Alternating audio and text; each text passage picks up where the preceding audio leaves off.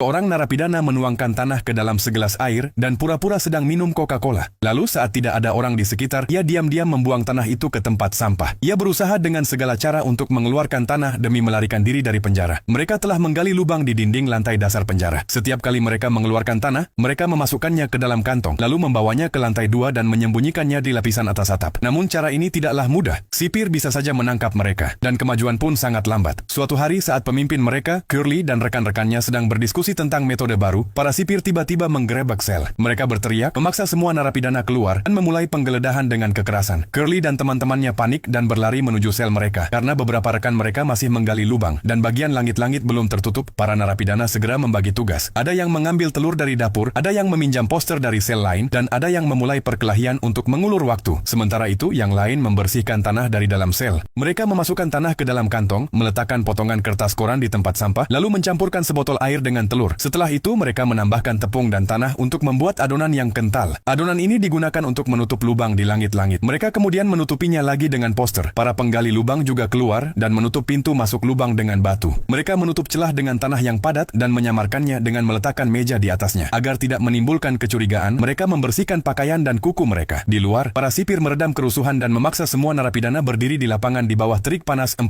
derajat Celcius. Mereka disuruh melepas pakaian dan meletakkan tangan di atas kepala. Namun tidak tampak rasa kalah di mata para narapidana. Mereka mulai menyanyikan lagu kebangsaan. Ini bukan narapidana biasa, melainkan tahanan politik yang sangat cerdas. Setelah kejadian itu, mereka menjadi lebih berhati-hati. Namun dalam upaya melarikan diri di malam hari, bahaya tetap mengintai. Suatu hari, seorang narapidana berjanggut mencoba membawa tanah ke lantai 2, tetapi secara tidak sengaja bertabrakan dengan seorang sipir. Untungnya, ia telah menutupi tanah itu dengan pakaian. Jika tidak, ia pasti sudah tertangkap. Untuk mengurangi risiko, mereka menghubungkan sel atas dan bawah, sehingga tanah dipindahkan dari bawah ke atas terlebih dahulu, baru kemudian ke lapisan atap. Cara ini mempercepat pemindahan tanah, tetapi proses penggalian tetap lambat. Dalam 2 bulan, mereka hanya berhasil menggali 2 meter. Dengan kecepatan seperti itu, butuh waktu bertahun-tahun. Karena itu, mereka merekrut lebih banyak narapidana terpercaya ke dalam tim. Dengan tim yang lebih besar, penggalian meningkat dari 1 menjadi 4 giliran. Setiap giliran berlangsung 3 jam, total 12 jam per hari. Ratusan kilogram tanah dikeluarkan setiap hari. Namun, untuk menghindari kecurigaan, mereka tidak menunjukkan rasa lelah. Mereka tetap berolahraga dan berpartisipasi dalam kegiatan sosial. Suatu hari ketika lubang sudah semakin dalam, seorang rekan pingsan di dalam terowongan. Tim segera menariknya keluar dan menyelamatkannya. Mereka pun sadar bahwa semakin dalam lubang, kadar oksigen semakin berkurang. Dalam pertemuan, seorang narapidana berjanggut pendek berhasil mengatur agar kantong plastik dan motor kecil dibawa dari bengkel. Dengan syarat ia juga akan dibantu melarikan diri. Mereka memasang kipas pada motor itu dan menggunakan pipa plastik untuk memompa oksigen ke dalam lubang. Mereka juga memasang kabel dan lampu untuk penerangan. Setelah 500 hari kerja keras, akhirnya terowongan itu tembus keluar penjara.